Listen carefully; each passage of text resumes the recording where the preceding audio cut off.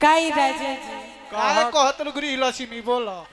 हमरा के छोड़ के रहुआ परदेश में बसल बनी। ई बताई कि रहुआ होने बाहरा में चांदी काटतनी हाँ। आइने हमरा पर जुलुमे न उठातनी है चढ़ल जवानी पर। अरे तो बाबू नहीं खले राउर काम राउर बाबू से ना होई। ए राजा जी कहा हम रहुआ से निहोरा करतनी विनती करतनी हाँ। कि रहुआ घरे चल आई। अच्छा काहे कि रहुआ भी नहीं कुछ मन लागत बा।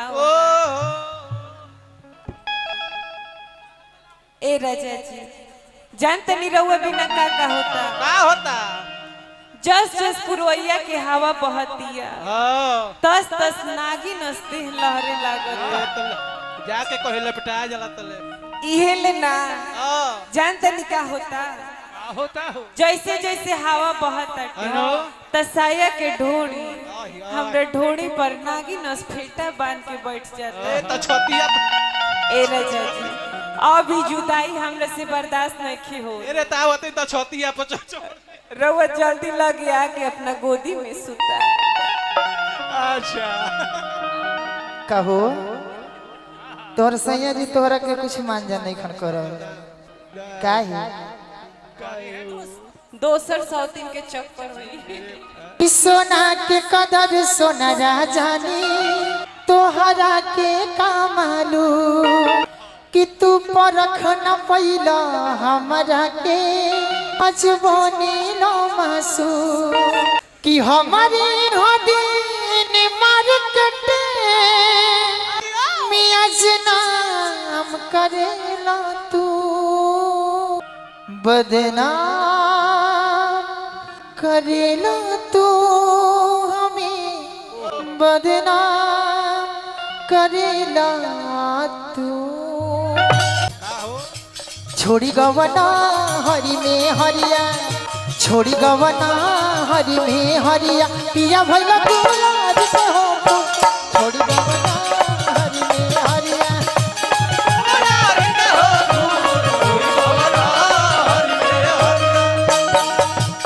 सोना के कदर सोना राजा ने तोहरा के कामालू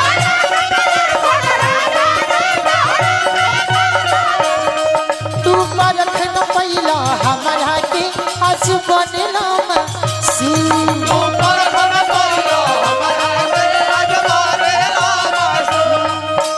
हमारी हो दिन मार्केट में आज नाम करे न तू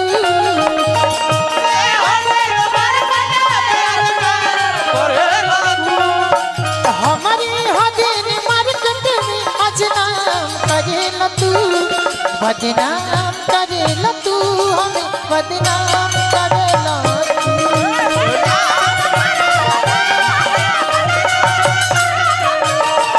बदनाम करेला तू हमें बदनाम करेला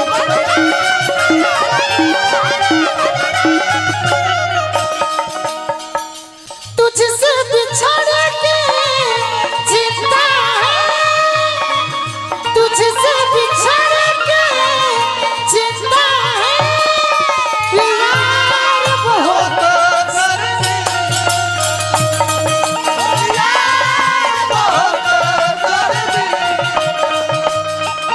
तुझसे बिछड़ के दिया तुझसे बिछड़ के प्यार बहुत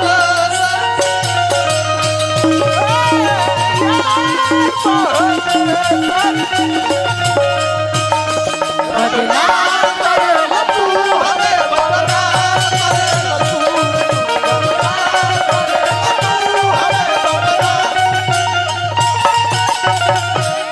पानी के कीमत प्यासा जाने रोटी के कीमत भिखारी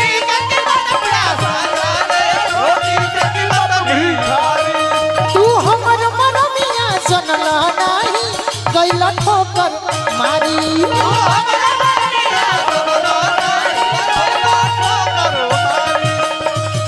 अरे बड़ गिरन करे लगाम गंद तू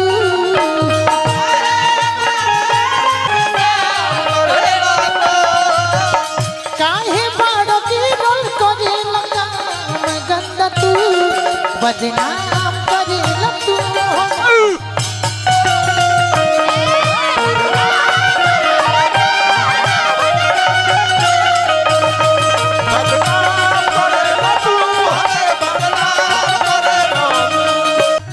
अगर प्यार कइले होखबा हमसे तो एक दिन लौट के आईबा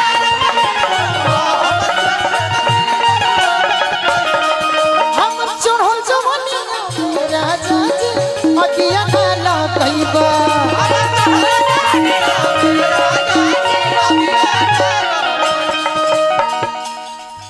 काहे बड़ गिरल करे लगा हम गंद तू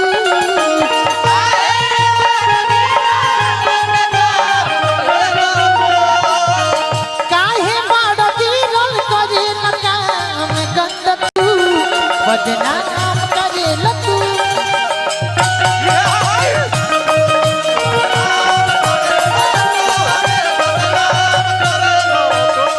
बदनाम करे तू हम बदनाम करे